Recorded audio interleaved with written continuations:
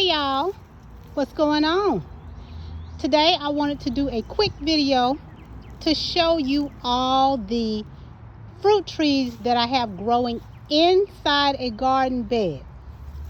Okay, I only have 3 in a garden bed so far, and these are actually doing pretty good, so I'm thinking about adding some more fruit trees to maybe different garden beds, because I think 3 in this bed is more than enough. So initially I built this bed for tomatoes because I love tomatoes, and I wasn't pleased with the number of tomatoes that I was growing. So this bed started off as a bed for tomatoes. Now it ended up as a bed for my fruit trees because the sun is beautiful back here. It gets a lot of sun. It also gets shade, but for the most part it gets lots of sun. And I don't have to dig in the ground. If you look at my ground, the ground is like rock solid, rock hard. So nothing thrives in the ground unless it's elevated, or unless it's some of these weeds and random things growing in my wild spaces. My wild spaces thrive on this ground. It's not bad soil, but for just having to dig and things like that, I can't do it. So I put these trees in a garden bed. I initially started with the plum tree, and you see right there is my Santa Rosa plum, way up high. And then I said, what the heck, I'll put my peach tree over here. So I have a peach tree, and this, I don't know why I can't remember what kind of peach tree this is. I've had this thing for two years, maybe 3. So this is a Rising Star peach, and I bought this thing. It was just a little bitty baby, and I put it in the garden bed, and it started to thrive. And then I put, last season I put this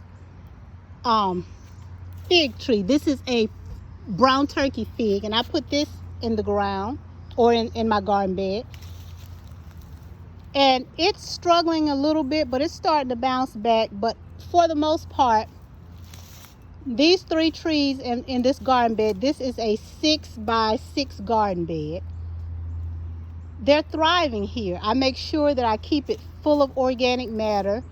I fertilize, and I also water and mulch. You see the mulch here, and as long as I keep it full of organic matter,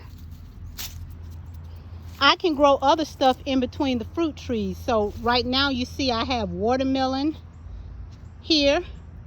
Hopefully that'll do well. And I also have I have some moringa trees stuck in here somewhere. I'm not sure if they're going to come up, but my fingers are crossed that they come up.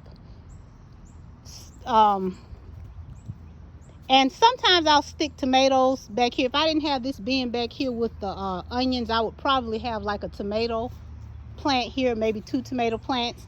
And as long as I keep the organic matter here, the trees do well.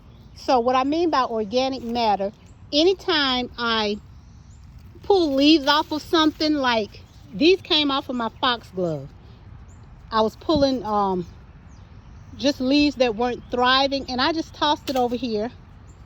It helps to mulch the soil, and it also breaks down and gives this bed, this is a pretty good sized bed, 6x6, so it needs a lot of nutrients.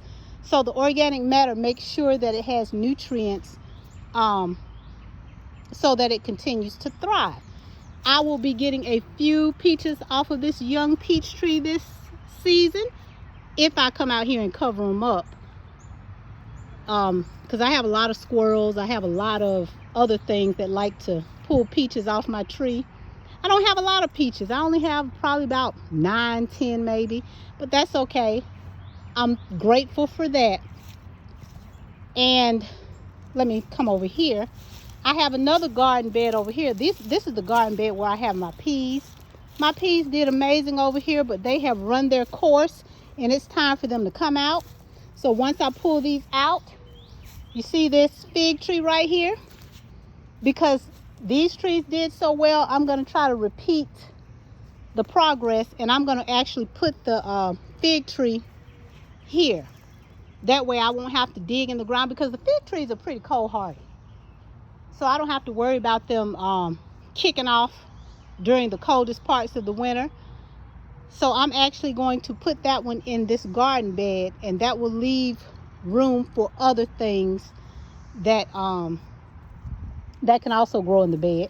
But yeah, this fig tree is going in the bed, and I'm going to put as many trees as I can in these garden beds,